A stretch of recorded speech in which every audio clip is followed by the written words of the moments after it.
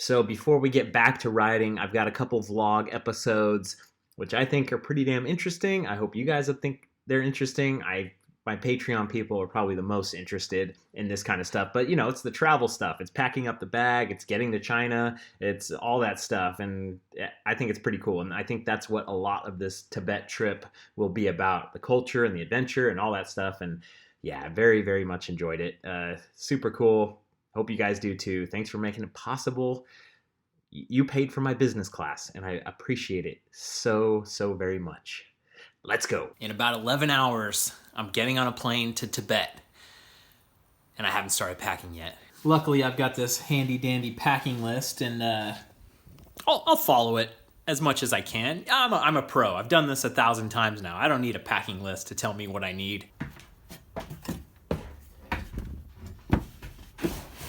Come on down, old friend. This bag recently went to Peru without me. I let Zach from Trail Peak borrow it. Evoc Bike Bag Pro, it's the way to go. And I highly recommend getting the Evoc bike stand. Just another $100 in a land of $100 items, but it really keeps the bike much more stable. So I've only been home from Italy for like 6 days. The turnaround time from my big road trip where I was in Quebec and Colorado, getting back home for like a week or maybe 2 weeks, then going to Italy, now coming back, and now a week, and now this trip, which will be about 3 weeks in Tibet, and it'll be nice when I get back home, chill out for just a little while. I'll be taking the Orbea Rayon to Tibet with me. It's looking good. Quite dusty. I'll give it a little pat down. I got these new handlebars on here, which are just... oh, they're so weird. I think they're going to look really weird in the footage, but I'll give them a try. The Nugatorium is too small for a job like this, so we got to bring it back to the original studio. It never really seems like any camera can capture the true orange color of this bike, but I think the iPhone, I'm recording this on my iPhone, seems to do the best job. I went on a night ride a couple nights ago with Frame Up Bikes. It was their 1-year anniversary, and it was mega dusty, but it was nice to ride my bike again because I've been riding that pinion gearbox bike in Italy, and my bike felt so much different. It was hard to explain. Just felt very light and very quiet. I guess that's not that hard to explain. So the wheels are off, the derailleur's coming off. I've never taken my brake rotors off of my my wheels in transit, and I've been fine for as many times as I've traveled with my bike. But for some reason, I have some feeling right now that I need to take the brake rotors off. Let's start with this thing. I think this is the front. It looks like Zach's bike is about an inch shorter than mine.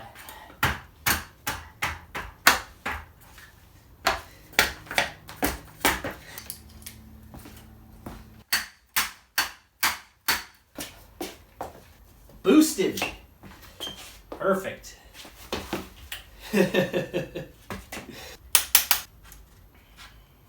So naked looking. Tell me something, girl. Ah, pedals. Oh, they should not be on this tight. Ah.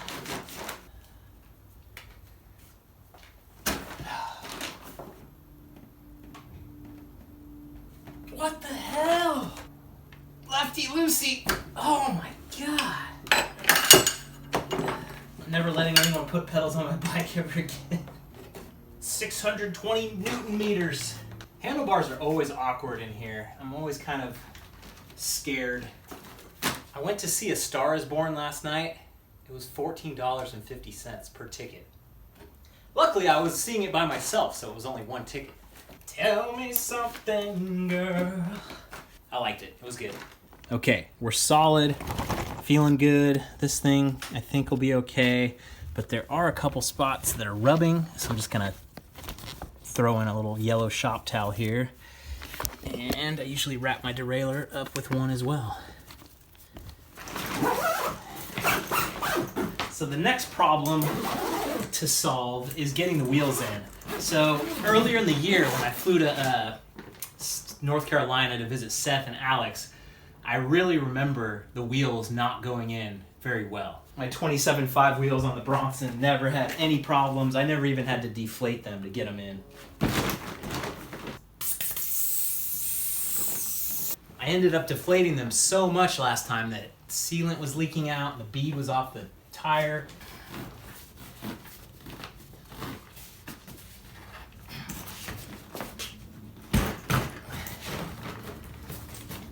Yeah,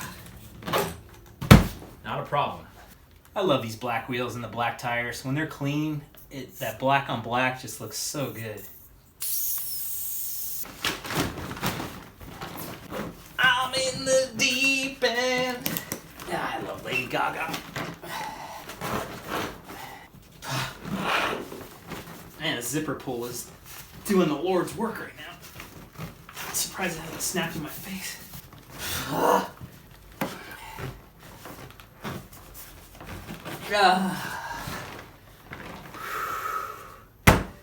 Victory. The other piece of required gear with this bag is this little wheel on the front. Otherwise, lifting it up and walking it around like this is very taxing. But if you put the wheel on the front, like so, doesn't it have a little tab that it snaps into? Oh, shit. Well, that's not gonna... Crap, the tabs are broken off. Ooh. So now I've got the bike bag and I need to figure out what kind of spare parts I'm gonna bring. I think we're gonna do 9 or 10 days of riding. I don't know. That's how much I know about this. I don't know anything about what we're doing. I'm just going with the flow. Everyone I talk to is like, "Oh, you're going to Tibet?" And they're like kind of freaked out anytime I bring it up. It's like, it's a guided trip. You show up, you have fun, it'll be fine. So extra chain, extra derailleur, extra jockey wheel. That's one of the great things about Eagle now is almost every new bike comes spec'd with Eagle unless you customize it yourself. So probably a lot of folks on the trip will have Eagle stuff, which means I can lend it to them if they are in need. Another thing that would be really good to bring is a couple of these cables. Nice and self-contained in there, won't spiral out of control like cables do. On my Italy trip, I took this Stage 12-liter bag, and it was a little small. So on this trip, I'm gonna take the Explorer Pro 30-liter. Tons of room. But the Stage felt really good while I was riding. It's gonna be my new riding bag compared to the Osprey Raptor that I've been using for years and years. I'm just gonna take the 3-liter hydration pack out of this thing and put it into the Explorer. Okay, where are we at? Hydration pack, lube, multi-tool, extra tire, extra pedals, extra seat. Who's gonna carry all this? Front derailleur. Another brake rotor. Okay, I'll bring another brake rotor. But they're 2 different sizes, so it's like you bring one, you need 2. This is the one thing I did wish I had in Italy. A nice big floppy hat that you could put on while you're doing a 2-hour hike-a-bike and kind of strap your helmet to your bag and just feel more protected from the sun. Okay, nice little overview. There's still more to look at and still more to pack, but I'm not gonna go over every little thing. I did throw in my down jacket and sleeping bag. We're gonna do at least one night of camping out there in the cold. Okay, I just had to put a nice shirt on and go over to my brother's house because we just had the gender reveal for his baby, him and my sister-in-law having a baby. It's a girl. February 2019. Very excited to be an uncle for the first time. So now I'm back to packing, and food is a huge thing with me. I went to Costco and I bought a bunch of fruit snacks. I bought these Nature Valley proteins, and then I got a bunch of trail mix individually packed. I'm bringing a giant bag of this stuff, and I wonder if they'll have any problem with me. Oh yeah, some regular Nature Valley bars as well. I just eat so much constantly. When you're on these trips, you just eat and you eat and you eat, and if they're not going to have anything provided, there will be meals and stuff, but on the bring it yourself checklist, it's like nutrition. So as long as the China Border Patrol doesn't mind me bringing in a 7-pound bag of various candy bars and stuff, I will feel very comfortable being able to bring that stuff. God, it is so damn heavy though. Yeah, if it's overweight, it's overweight. I'm already going to probably pay $150 each way to ship the bike. So whatever the overweight thing is going to be, it is what it is.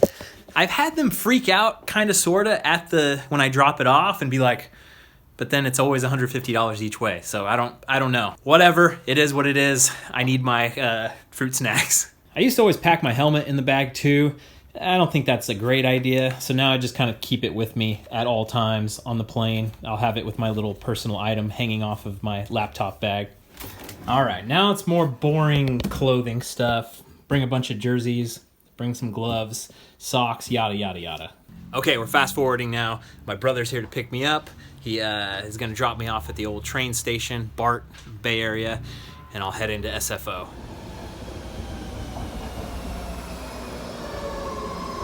Perfect. Okay, in the airport, I just checked my regular luggage in my bike bag. My bike bag was 1 kilogram too heavy, so I took out my pedals and some tools and the tire, and it's good to go. And for this trip, I actually upgraded to business class, so I get to go to the VIP lounge apparently. She also said the lounge is outside security. So I have 3 hours, it's 9 o'clock right now. My flight is until midnight. So I could spend a couple hours in the lounge and then go through security. That should be fine. Oh yeah, nice and swanky. Free food in the lounge. Oh yeah. Okay, I've made it on board. Lots of hustle and bustle in here. The entire reason I upgraded, because this is going to be a long flight. I can lay down, I can go to sleep. I think it's going to be worth it.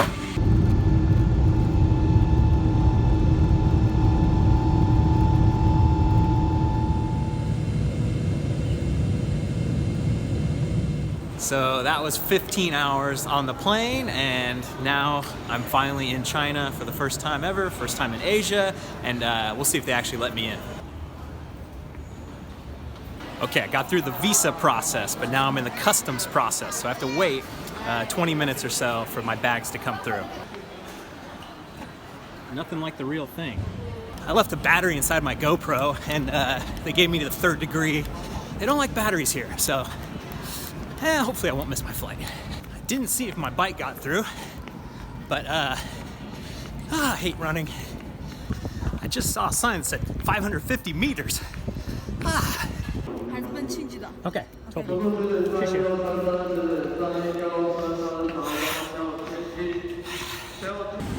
Oh man, that layover was supposed to be like 4 hours. It was not. So I'm here now, I made it. On to the next one. No idea how long this flight is gonna be. That was actually incredibly comfortable, and I'm kind of sad to see it go. So now, let's see if my bike came and my other luggage. These airports are all really, really nice and really clean. Thank you. All right, good to go. Now I just need to go out there. All the easy stuff is done, and someone should be waiting for me to pick me up. We shall see. Okay, so I did find my person. This is Jim, the man behind Extravagant Yak, the guy who's actually invited me out to go do this. So now I have nothing to worry about. Like, that's right. Going from baggage pickup to like finding my person, that's what I was worried about. So now I'm good to go now. So we did some fun Chinese driving, getting honked at and all that. It was a little too rainy and kind of dirty to actually film it. But now I'm at the hotel and I'm trying to push the button. I'm stuck. Okay, the guy just came and corrected me. You have to swipe your card down there. You have to tap your key card to get, it's a fancy place. I'm not used to all this. Wow, super nice. All right, I am feeling actually really good right now. Being able to sleep on the plane was totally worth it. It was expensive, but it was totally worth it. The thing I didn't get to show you guys on the plane. So the flight took off at like midnight, right? And then 12:45 a.m. they start serving a meal. And it's like, okay, I'd rather just go to sleep, but I'll start eating a meal, why not? And then go to sleep. So they bring some nuts. And then they bring like a little sushi appetizer thing. Then they bring soup. Then they bring a salad with a big old chunk of meat. Then they bring like the main course with a big old chunk of meat, like a chicken thing.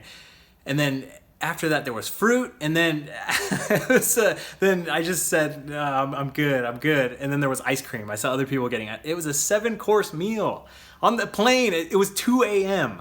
before they stopped serving the food. It's like, what is going on? That's why people hate rich people.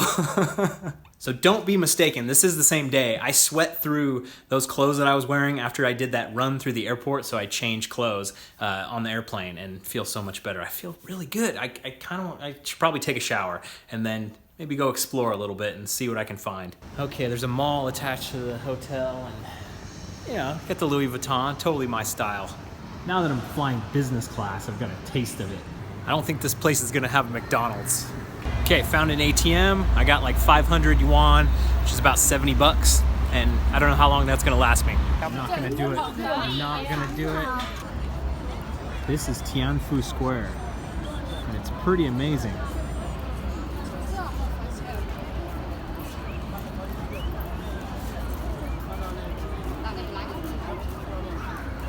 It's also really cool. I've been walking around for like 45 minutes now and haven't seen any other white people. So it's neat. It's just fully immersed. This guy sold me on some dumpling stuff. Xie I just got 4 of those dumplings for less than $1. Best deal of my entire life. So good. I think I found another gem.